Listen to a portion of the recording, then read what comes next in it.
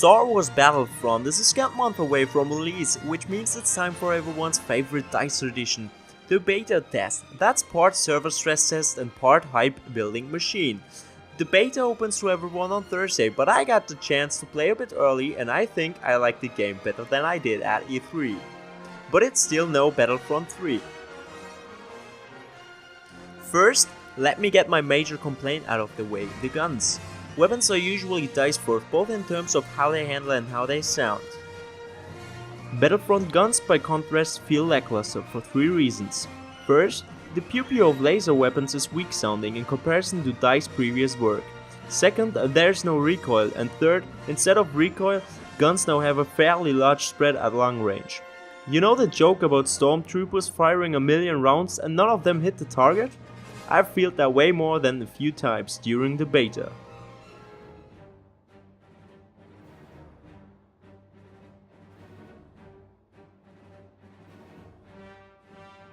Recoil is great because it's something you can with practice accommodate for. It's skill based, but you get better at holding the muzzle down. Battlefront's weapons feel more luck based. You're mostly hoping the gun spread stays small enough temporarily for you to get a kill shot in. Anyway, that's my biggest issue with Battlefront so far.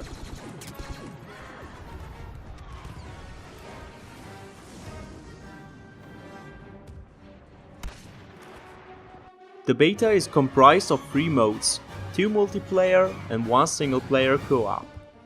Drop Zone, a 16-player mode, is the best of the bunch. It's sort of a more dynamic version of Battlefield's Rush mode, combined with King of the Hill maybe?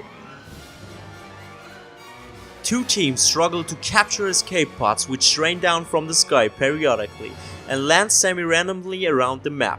Secure the area long enough and your team scores. Plus special power-ups like orbital strikes, proximity mines, which pop out as a reward. The random nature of escape pod drops leads to a pretty satisfying back and forth, with teams constantly shifting between offense and defense. And like Rush, it forces players towards an objective and mitigates the "I've run for 5 minutes and haven't seen anybody" problem you occasionally find in more freeform game types. Best of all is when multiple escape pods land at the same time.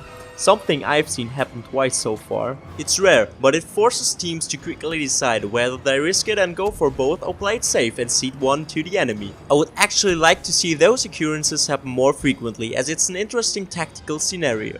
For that classic Battlefront feel, you need to play the other multiplayer mode, Walker Assault, aka what I saw back at E3. This one, it's the big mode in the Battlefront beta, topping out at 40 players. Plus, it got AT-ATs, AT-STs, A-Wings and Y-Wings. The map's too massive and too empty. The film's struggle between A-Wings and AT-ATs practically non-existent. And an Imperial team can win with one lightsaber tied behind its back at the moment, because no Rebel team seems to know what the hell they're supposed to be doing. AT-ATs are just AI controlled and walk in a straight line the whole time. But yeah, they exist. Walker Assault is not just a very interesting game mode. It lacks the dynamism that makes the Battle of Hoth such a classic set piece, and it lacks the player count and the player agency that made Battlefield 2142's Titan mode feel epic and chaotic. And we barely need to touch on the single player co-op survival mode included here. The repurposed Horde mode, that's it, nothing particularly clever about it, just fight off waves of enemies. If you want to do that in a Star Wars setting, cool. But I didn't stick around long, though in the beta it's the only way you will get to see the Tatooine map. It's worth seeing. All 3 maps, Hoth, Solace and Tatooine, are gorgeous. I knew that the game looked pretty coming out of E3, but seeing the game running at the Ultra on a PC, it's sharp. This game ripe for screenshots, with massive space battles taking place miles overhead and the classic red lasers pew-pewing past your head. So I have to say I'm loving Drop Zone, I'm dreading Walker Assault, and I'm bored with Survival. But still 1 out of 3 isn't bad for a beta, and I'm definitely looking forward to Battlefront more now than I was after E3. There are about a half dozen more modes and 9 maps sealed up from the beta, so there's plenty left to explore. Plus, there's always the chance for a Battlefield 4 style meltdown at launch. We'll keep you posted.